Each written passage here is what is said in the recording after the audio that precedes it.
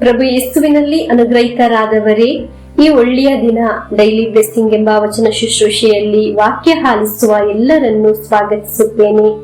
ಶಕ್ತರಾದ ದೇವರು ಶಕ್ತವಾದ ಕಾರ್ಯವನ್ನು ಮಾಡಿಕೊಡಲಿ. ಬಹಳ ಸಂತೋಷ ಉಂಟಾಗಲಿ.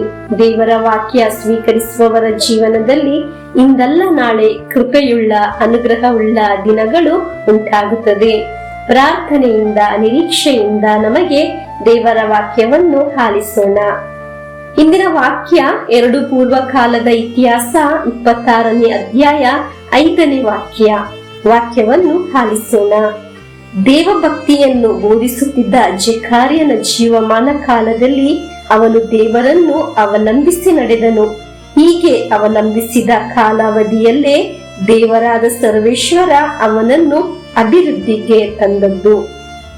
ಪ್ರಿಯರೇ, ದೇವರ ಭಕ್ತಿ ಶ್ರದ್ಧೆಯಿಂದ ಅನುಸರಿಸಿದ ಬಗ್ಗೆ ವಾಕ್ಯದಲ್ಲಿ ಆಲಿಸಿದ್ದು.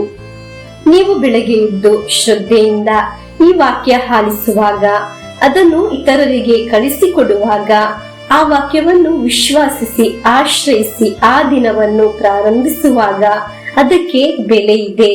ವಾಕ್ಯವನ್ನು ಜೀವನದ ಯಾವುದೇ ಸಮಯದಲ್ಲಿ ಆಲಿಸಿದ್ದೇ ಆದರೂ ವಾಕ್ಯವನ್ನು ಆಲಿಸಲು ಮೀಸಲಿಟ್ಟ ಆ ಸಮಯವನ್ನು, ಆ ಕಾರ್ಯಕ್ಕೆ ದೇವರ ಮುಂದೆ ಬೆಲೆ ಇದೆ. ಹಲ್ಲೆಲೂಯಾ.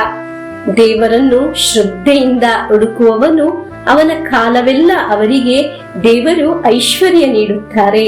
ಪ್ರಿಯರೇ, ಡೈಲಿ ಬ್ಲೆಸ್ಸಿಂಗ್ ಅಲ್ಲಿ ಶ್ರದ್ಧೆಯಿಂದ ವಾಕ್ಯವನ್ನು ಆಲಿಸುವ ಲಕ್ಷಗಟ್ಟಲೆ ಭಕ್ತರಿದ್ದಾರೆ.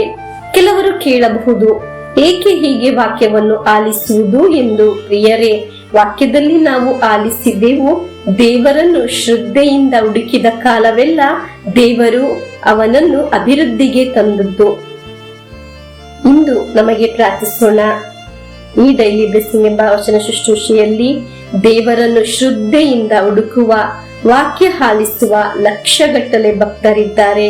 ಅವರಿಗೆ ಸ್ವರ್ಗದಿಂದ ಅನುಗ್ರಹ ನೀಡಿರಿ ಎಂದು ಪ್ರಾರ್ಥಿಸುತ್ತೇನೆ. ದೇವರೇ, ವಾಕ್ಯ ಆಲಿಸಿದ ಕಾರ್ಯಗಳನ್ನು ನಾವು ವಿಶ್ವಾಸಿಸುತ್ತೇವೆ. ದೇವರೇ, ಈ ವಾಕ್ಯದಲ್ಲಿ ವಾಗ್ದಾನ ಮಾಡಿದ ಅಭಿವೃದ್ಧಿ ನಮಗೂ ನೀಡಿರಿ. ನೀವು ವಾಗ್ದಾನ ಮಾಡಿದ ಅಭಿವೃದ್ಧಿ ನಮ್ಮ ಶುಶ್ರೂಷೆಗಳಿಗೂ ನೀಡಿರಿ. ನೀವು ವಾಗ್ದಾನ ಮಾಡಿದ ಅಭಿವೃದ್ಧಿ ನಮ್ಮ ವರಮಾನ ಮಾರ್ಗಕ್ಕೂ ನೀಡಿರಿ, ನಮ್ಮ ತಲೆಮಾರಿಗೂ ನೀಡಿರಿ, ನಮಗೆ ಸಂಬಂಧಪಟ್ಟು ನಿಲ್ಲುವ ಎಲ್ಲಾ ಕಾರ್ಯಗಳಿಗೂ ನೀಡಿರಿ.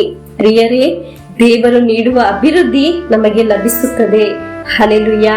ಪ್ರಾರ್ಥನೆಯಿಂದ ಪ್ರಭುವಿನ ಆಶೀರ್ವಾದವನ್ನು ಸ್ವೀಕರಿಸೋಣ. ನಮ್ಮ ಪ್ರಭು ಯೇಸು ಕ್ರಿಸ್ತರ ವರಪ್ರಸಾದವು, ದೇವರ ಪ್ರೀತಿಯು, ಪವಿತ್ರಾತ್ಮರ ಅನ್ಯೋನ್ಯತೆಯು ನಮ್ಮೊಡನೆ ಇರಲಿ. ರೋಗಗಳಿಂದ, ಅಪಘಾತದಿಂದ, ದುರ್ಮರಣದಿಂದ, ಅಗಾಲಿದ ಮರಣದಿಂದ, ಅಸೂಯೆಯಿಂದ, ಮೋಸೆ ವಂದನೆಯಿಂದೆല്ലാം ದೇವರು ನಮ್ಮನ್ನು ಸಂರಕ್ಷಿಸಲಿ.